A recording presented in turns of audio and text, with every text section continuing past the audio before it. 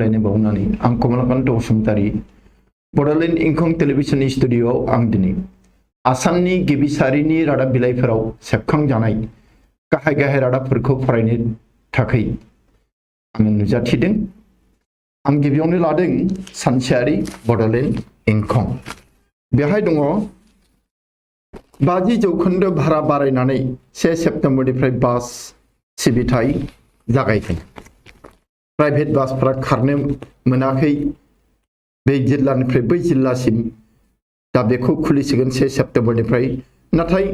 भाराखौ 50% बारायगोन होनदों। सानथामनि गेजेराव फरायसालि खुलिनायनि SOP ओंखारगोन। डक्टर रनस पेगु सोलोंथाइ मन्थ्रिया बुंदों बे बाथ्राखौ। बेनिफ्राय नकल साख्रि होग्रा 3 दालालखौ नलबारि पुलिसा हमदों। बे नलबारियाव नकल साख्रि होग्रा इनायनो ओंखारसोगारो, आगोलावबो ओंखारदों। बेनिफ्राय अतुल बराया आसामनि जारिमिनाव फेलें जासिननाय आबाद मन्थ्रि। नंगौबो नामा? बिजेपिनि आशीर्बाद जात्रानि हेंथायै आसाम जातीय परिषदनि प्रटेस्ट खालामदों। ओजोंहाय सर्बानन्द सनवाल फैनायनि मा आशीर्बाद जात्रानो, आशीर्बादखौ गावसोरसो होगोन ना लागोन बेखौ खोन्था रोंला, खोथाफ्रानो गुलाय गुजाय। दा जेखियानो जाया मानो बिसोरो कभिड प्रटोकल नेवसिनानै जायगा जायगा बे मेल खालामदों। बिनि बेरेखायैनो असम जातीय परिषदआ थानाफोराव एजाहार होदों। बेनिफ्राय अर्जुन बान्था आवथायगिरि भगेश्वर मनालिसानि सुबुरुन, भगेश्वर बरुवा आरो मनालिसा बरुवा। दा सानैबो जोबोद मोजां गेलेगिरिमोन, आसामनि मुंदांखा आरो बान्था मोनगिरि, अर्जुन बान्था मोनगिरि। दा बिथांमोना बुंदों लाभलिनाखौ बरायदों आरो बरायदों मानसिफ्रा, आरो सोरखारबो माबो एखेबारे थाखा बान्था होलाबाय थादों। दा बिदि खालामजानानै बरायजानानै बियो अलसियासो जालांगोन नामा बेखौ गिनांगौ दङ। बेखायनो भगेश्वर बरुवा आरो मनालिसा बरुवा मेहताया मोनहा लाभलिनाखौ बुंदों बरायजानायनिख्रुइ गेलेनायाव गोसो होसिननांगौ।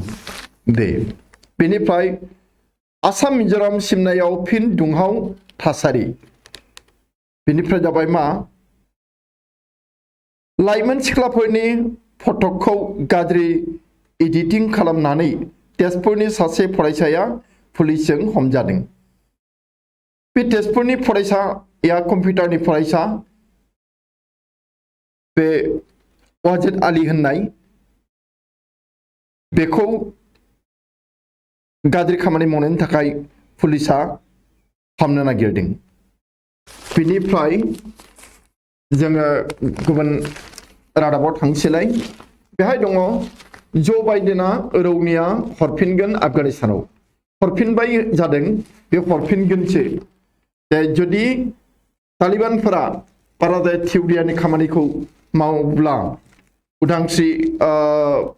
गोजोननायखौ लाबोआब्ला, आरो रौनिया हरफिनगोन आफगानिस्तानाव दावहा नांनो, बे खोथाखौ बुंदों। बेनिफ्राय जाबाय मा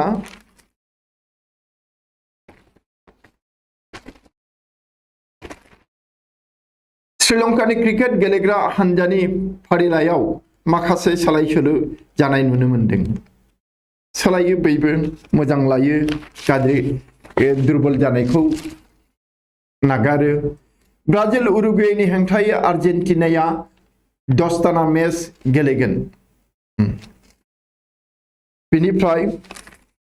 मोनसे रादाबा जाबाय जे आसाम पुलिसा 2 कौटि रांनि गं 40,000 बथलनि क'डिन फस्फेट सिराप बोखांदों। गाज्रि बियो। जाबाय। दाना जोङो थांदिनि अग्रदुत रादाब बिलाइयाव। बेहाय दङ सरकारि सम्पत्ति बिक्रिर बजार केन्द्र। मा जे खालामनो लादों भारत सरकारा मा होनदों राष्ट्रीय घाइपथरफोरा रेल स्टेशन रेलपथ बिद्युतर लाइनरफोरा गेसर पाइपलाइन लैके गताय दिबो व्यक्तिगत खंड गासिबोखौनो राजा लामा रेल लाइन रेल स्टेशन उरां गाथोन उरां गासैखौबो सरकारा माने भारत सरकारा गावारि खोन्दोनो फाननो हाखा दावरा खालामदों 4 बोसोराव 6 लाख कोटी आहरन लक्ष्य मोदी सरकार थाखा गैला नामा बे माबा माबि अनसुंथाइ होनाय आरिनाय खामानि हट बेंक क्रिएट खालामनो थाखाय दा बहाय मा बोसोरब्रैयाव बे बीजेपी पार्टिया 6 लाख कोटी रां बुथुमनायनि थांखि लादों बेनिफ्राय जाबाय मा 1 लाख निजुक्तिर परा राज्य कठोर भावे बलबৎ जनसंख्या नीति बे 1 लाख जी साख्रि होगोन बेनिफ्रायनो बा बेवहायनो बे जनसंख्या बा सुबुं सानखो बा जोनोम होनायनि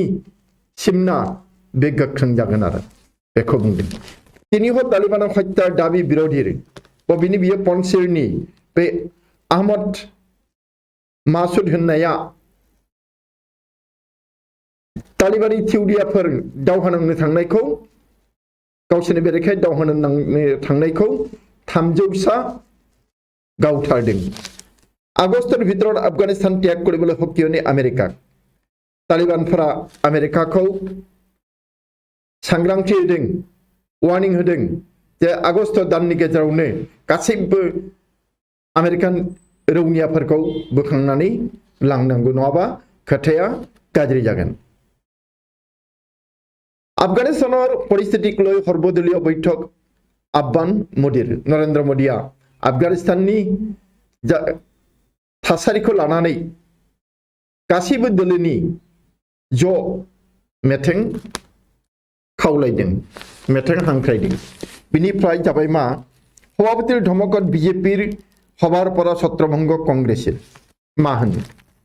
तिताबरनि सासे एमएलए कंग्रेसनि एमएलए बियो बीजेपीनि मिटिंआव थांदों बेखि आरो खोथा जायोना ब्रह्मपुत्र बराकर बुकुइदि मुकलि हबा आन्तर्जातिक वाणिज्य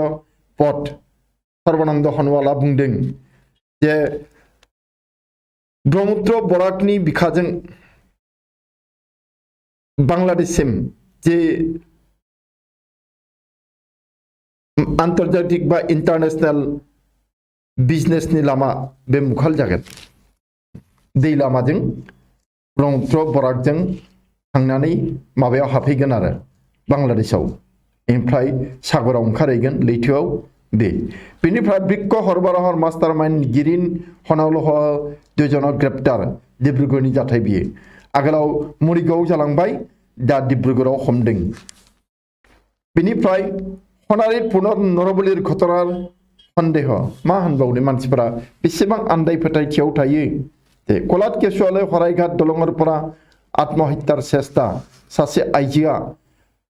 खुदिया गथ' बामनानै नोंथांमोना सावगारिखौ नाय रादाब बिलाइयाव माबायदि दुखुनांथाव बेयो माबा दुखुआव दैयाव बारजुम नागिरदोंमोन ब्रह्मपुत्र दैयाव दा सोरबा हमथाबाय आरो नोंथांमोना रादाब बिलाइखौ बुथुमनानै फरायबा मोनगोन बेनिफ्राय तालिबानक समर्थन কৰাসকল দেশদ্ৰোহী तालिबानक समर्थनकारि बिरुद्धে राज्य जिरो हरब दल संगठन बैबो जोंनि रायजोनि लुना हादोरनि दल संगठनफोरा तालिबानखौ साबायखर होग्रा मदद खालामग्राफोरनि बेरेखायै गसंख्रांदों आरो बुंदों बिसोर बादि मानसिया हादोर बेरेखा बे बेनिफ्राय जाबाय मा भारतीय सेनात प्रथमबाৰৰ বাবে 5 महिला বিষয়া कर्नेल पदोन्नतिर प्रस्ताव भारतारि सान्थ्रि हान्जायाव गिबि खेबनि थाखाय 7 आइजोखौ कर्नेल लेभेलाव बा कर्नेल रेंकसिम फोजौनो थांखि होदों बेनिफ्राय जाबाय मा सन्त्रासबादी सृष्टि करेছে पाकिस्ताने दाबि आफगान पप तारकार आफगानावबो सासे पप तारका दङ आइजो बे दा खारखुमाबाय आमेरिकायाव खारलांबाय बे बुंदों मा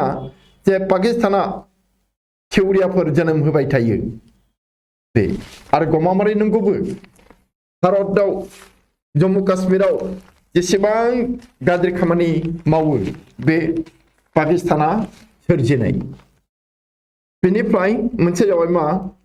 আফগান শরণার্থীর প্রবেশক বাধা দিবলৈ তুরস্ক সীমান্তত প্রাচীর গ্ৰীচৰ আফগাননিफ्राय बिनि नोगोरारिफोरा जिउखौ लानानै खारदों गुबुन हादोराव थाहैदों तुरस्कआव हाबफैदों बहाबा हाबदों उजबेकिस्तान ताजिकिस्तान एफोराव दा ग्रीसआ मा खालामदों तुरस्कजों जि सिमना दङ बे सिमनायाव बिराद वाल होदों जाहाथे आफगानिस्तानीफोरा हाबहैनो हाया बे 56 इस्लामिक देशर केवल पाकिस्तानी तालिबानर समर्थन 52 मुस्लिम कान्ट्री दङ बुहुमाव बिनि गेजेराव खालि पाकिस्तानाल' आफगानिस्तान तालिबानखौ समर्थन खालामो सापर्ट खालामो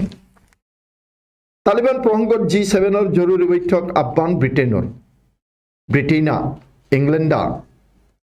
तालिबाननि सोमोन्दै सावरायनो G7 मेथें लिंदों G7 नि बेनिफ्राय त्रिपुरा तृणमूल कांग्रेसर कार्यकलाप प्रशंसा बामपन्थी मानिक सरकारार बामपन्थी बा आगोलनि आगु गिबि मन्त्री त्रिपुरानि मानिक सरकारा त्रिपुरायाव तृणमूल कांग्रेसनि खामानिफोरखौ बाख्नायदों बेनिफ्राय अतिमारित भारतीय रेलर लकसान 60,000 कोटी कोविडनि थाखाय भारत रेलवेआ 36,000 कोटी लसखान जाबायनो दासिमहालागै बेनिफ्राय आमेरिकार टेनेसि नदीर बानत कमेव 20 जन मृत्यु सन्धानहीन 50 जन आमेरिकायाव टेनेसि होननाय दैमा दङ बेहाय बिराद दैबाना जादों बे सा 20 थैबाय आरो सा 50 दा खबर गैया बबाव गोमानानै दङ बेनिफ्राय कलेजत नाम भर्ती करा छात्रीक 20,000 टकार साहाय्य आगबराबो मध्य प्रदेश सरकारा मोनसे थांखि लादों फोसावदों जे जायफोर आइजोआ कलेजाव नाम थिसनो बिसोरनो 20,000 कोटी रां होनाय जागोन बेनिफ्राय जाबाय मा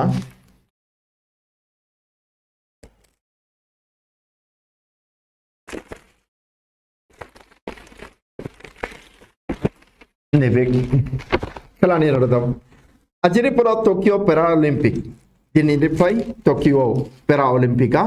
जागोन बेनिफ्राय रियेलर ड्र एथलेटिको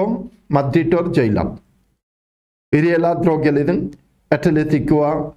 एथलेटिको माद्रिदा देरहादों बेनिफ्राय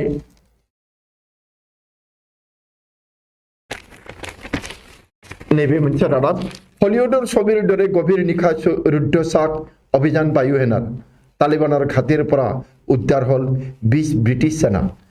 सा 20 ब्रिटिश सान्थ्रिखौ तालिबानफोरा लांखारदोंमोन दा मुम्बाइनि हिन्दी सिनेमानि एक्शन सिन बादिसो जाथायानो हर गेजेराव बोरै जे एयारफोर्सआ थांनानै तालिबाननि खाथियाव बाहायदों आरो सा 20 सान्थ्रिफोरखौ गावसोरनि सान्थ्रिफोरखौ रैखा खालामनानै लाबोदों गोमोथाव बियो बेनिफ्राय दा थांदिनि जोङो असमिया प्रतिदिन रादाब बिलाइयाव बेहाय दङ जे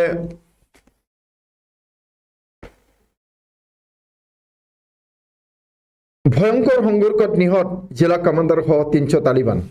बे आफगानिस्ताननि पन्चेराव तालिबानफोरा 300 गावथारजादों आहमद मासुद्दिननि मानसिजों बेनिफ्राय मोनसे जाबाय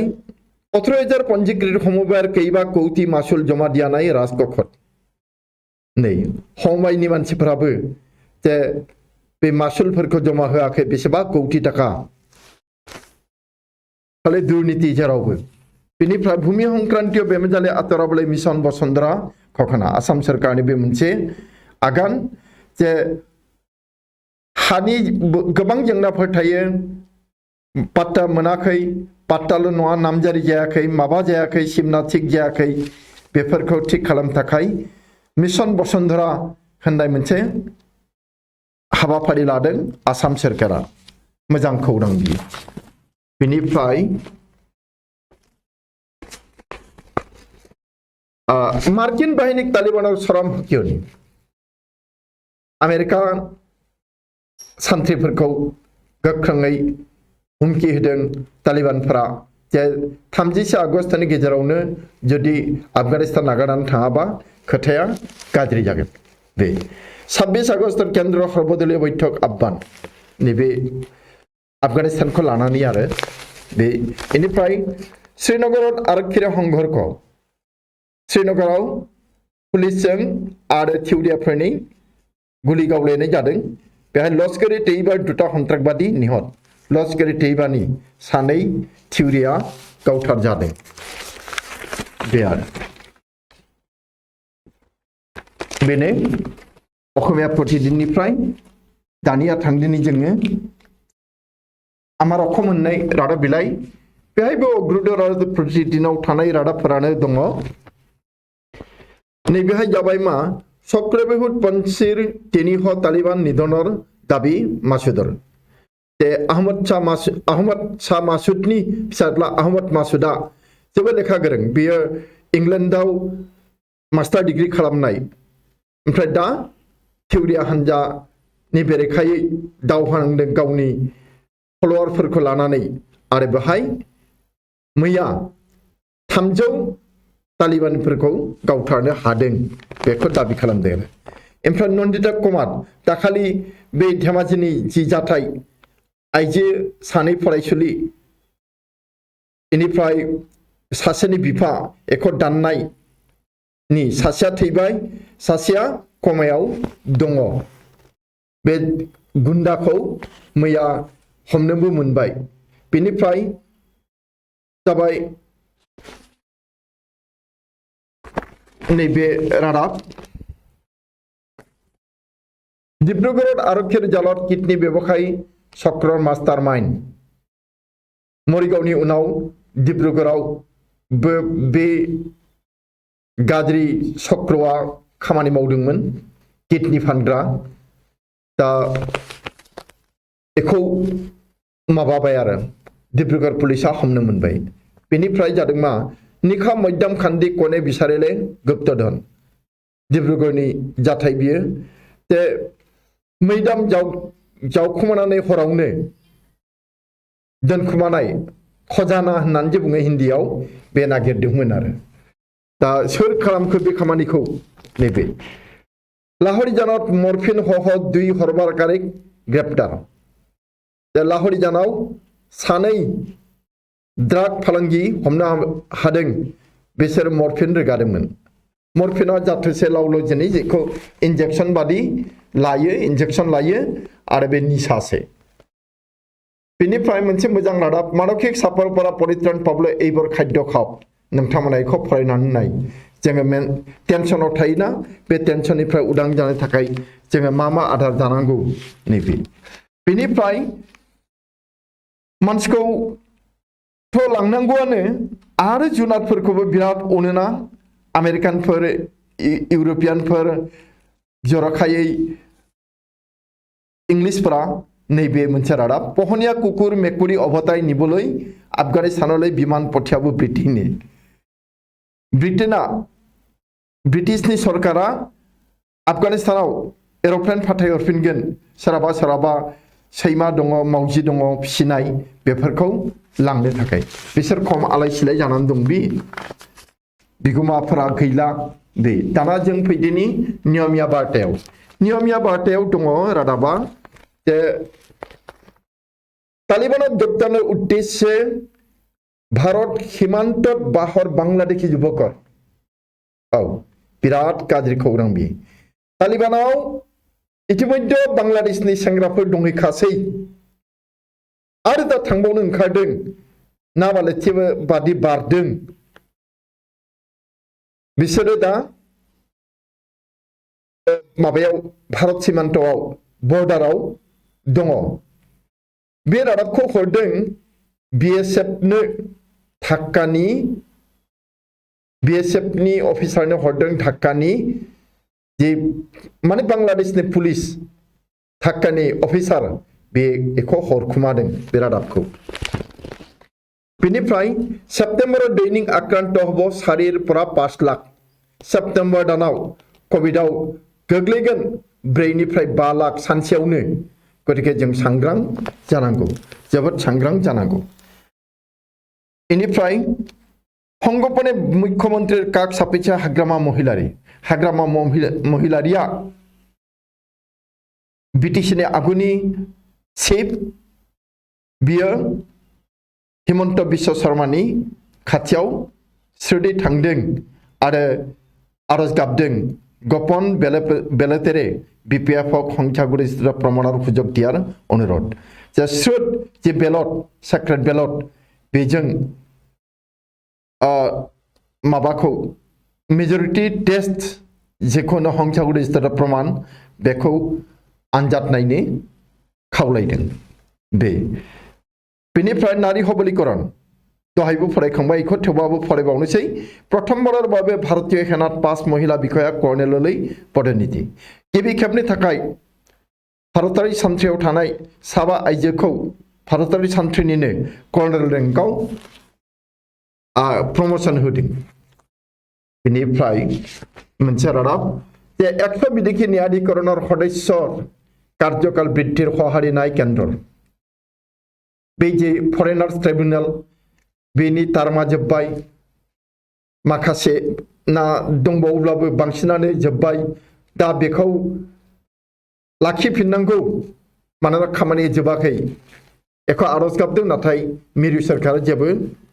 इसारा होआखै बे आन्तर्जातिक मञ्चत आग्रासনৰ समस्या उत्थापन बे आग्रासन माने गाग्लोबनाय मोनसे हारिखौ गाग्लोबनाय मोनसे देशा गुबुन गंसे देशखौ गाग्लोबनाय नैबेखौ लानानै इंटरनेशनल मोनसे स्टेजआव बे सावरायनो लादों बेनिफ्राय वैक्सीन नाटोनि उत्तप्त परिस्थिति जुरियार वैक्सीन केन्द्र वैक्सीनखौनो मोननो थाङा दा जुरिया मिरुआव वैक्सीन मोनिनि दावराव दावसि खालामदों जोब्बाय दानिया सेन्टिनेल रादाब बिलाइ बेहाय मोननैसो रादाब दङ जालमे Khalilzad is the main responsible for destruction raging across Afghanistan बेखौ मिथिदों जालमे खलीलजाद होननाय सासे मानसि जाय आफगानिस्तानाव बे फोजोबस्रांनाय खामानिखौ मावदों मोजां खामानि मावाखै आरो हादोरनि गाज्रि मावदों बे BPF 6 secret ballot to prove majority in BTC बेनिफ्राय deliberations with DCs very fruitful बे खोथाखौ बुंदों ताने डीसी फोरखौ लानानै मोनसे कनफारेन्स जादों आरो बिनि फिथाइया मोजां जादों होननानै बुंदों दा चिफ मिनिस्टारा बे खोथाखौ बुंबाय थागोन माने बीटीसी आवबो गासै क्षमताखौ डीसी निसो होनाय बादि इएम फोरा जेबो पात्ताखौनो मोनला मा खालामदों बेनिफ्राय राइनो हर्न्स इन ट्रेजारिज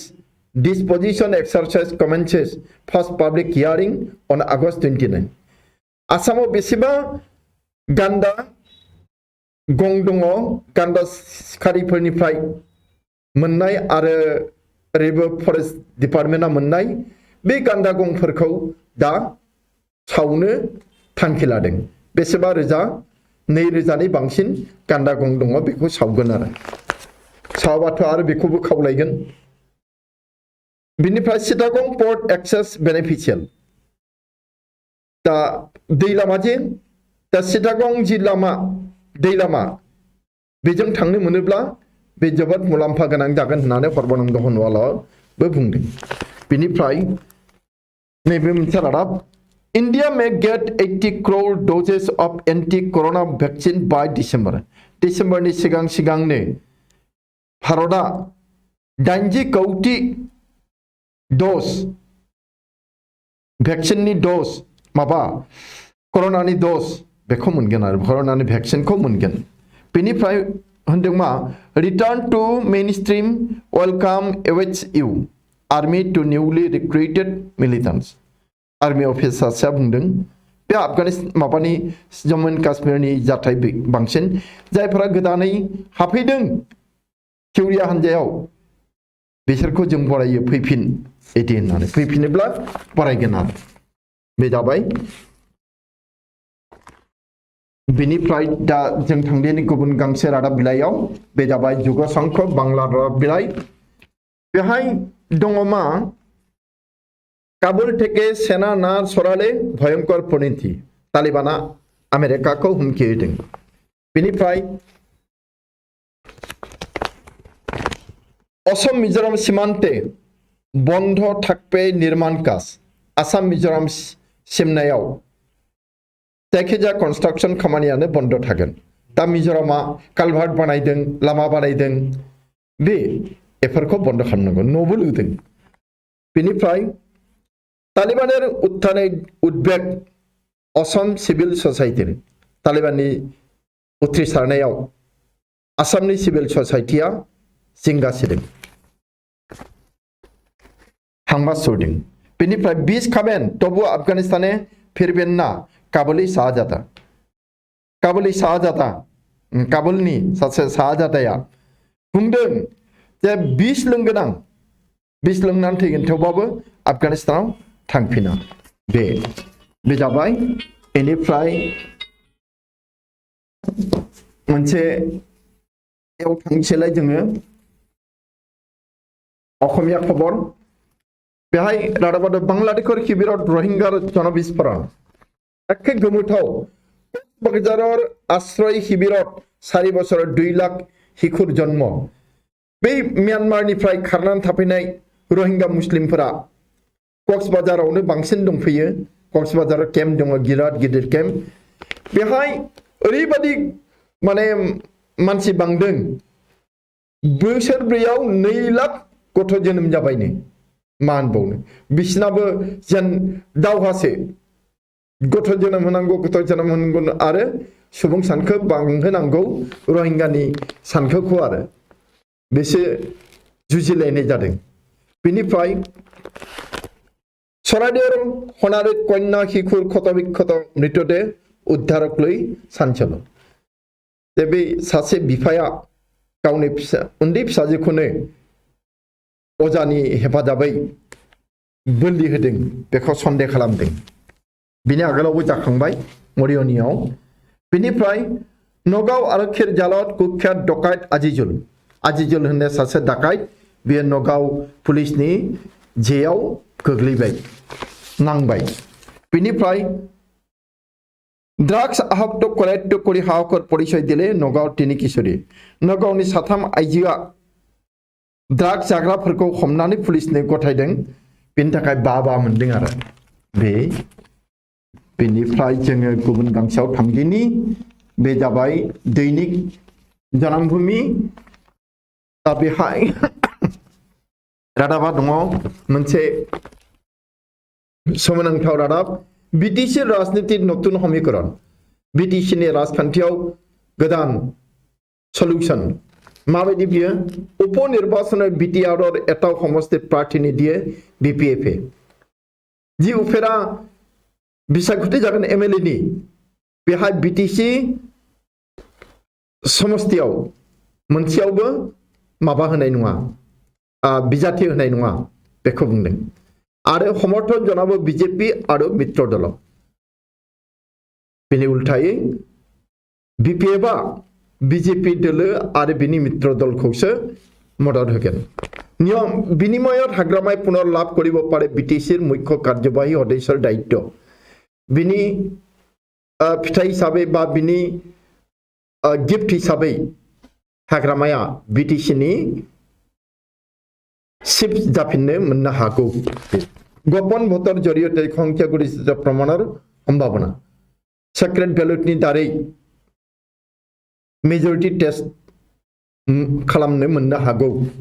बेनिफ्राय नाटकीय परिवर्तनर दिखे बर' राजनीति नायजाबनि बादि सालायनो लादों बिटिसिनि आरो बर'नि राजखान्थिया बेखौ होनदों आरो बेनिफ्राय किमानता समष्टिर उपनिर्वाचन अनुष्ठित हब निश्चित नहय कंग्रेसा गरन्थ नङा जे मोनबैसेयाव उफेरा बिसायख'थि जागोन एमएलए नि मिथियाखै आरो बेनिफ्राय जोङो गुबुन गांसे रादाब बिलाइयाव थांदिनि बे जाबाय दैनिक आसाम बेनि जोबथा रादाब बिलाइ जागोन जोंनि बेहाय जादों मा अंतिम जन मार्किन सैन्य आफगानिस्तान त्याग नकरा पर्यन्त নহয় নতুন सरकार जोबथा आमेरिकान सान्थ्रिया आफगानिस्ताननिफ्राय थांनांगौ मानि आफगानिस्तानाव तालिबानफोरा सरकार दानाय नङा बेखौ हुमखि होदों এইবাৰ राष्ट्रीय घाइपथ मुखलि व्यक्तिगत खन्दर বাবে राजा लामाजों गंसे जिल्लानिफ्राय गुबुन गंसे जिल्लायावबो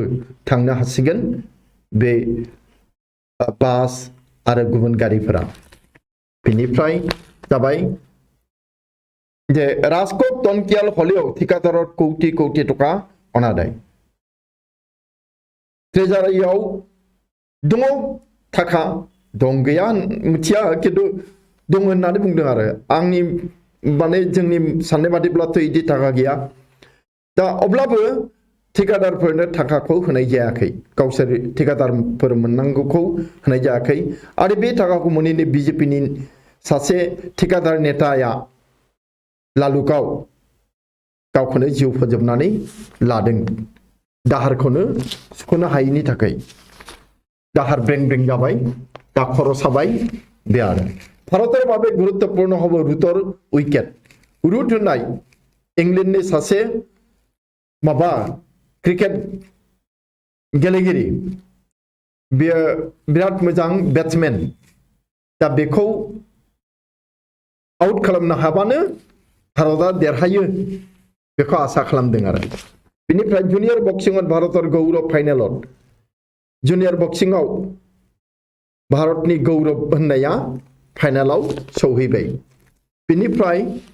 5 सेप्टेम्बर पर कलकाता दुरान काप फुटबल दुरान काप जे दङ फुटबलनि बे 5 सेप्टेम्बरनिफ्राय जागोन कलकातायाव विश्व चेम्पियनशिपआव नेखाले रेसलार बजरंगे मानोबा गेलेया जाखो बजरंगा रेसलार आरो बे वर्ल्ड चेम्पियनशिपआव गेलेनाय नङा होननानै बुंदों मा जाखोबा ते दिनैनि जि रादाब बिलाइफोरनिफ्राय रादाब फरायनानै खोनासंनाय बे खामानिया एसेयावनो जोब्बाय जोबथारनायाव आंनि गोरबो सिंनिफ्राय मोजां मोननाय सिबिनाय आरो साबायखर बावनानै आंनि हाबाफारिखौ दिनै एसेयावनो फोजोबबाय गोजोन्थों।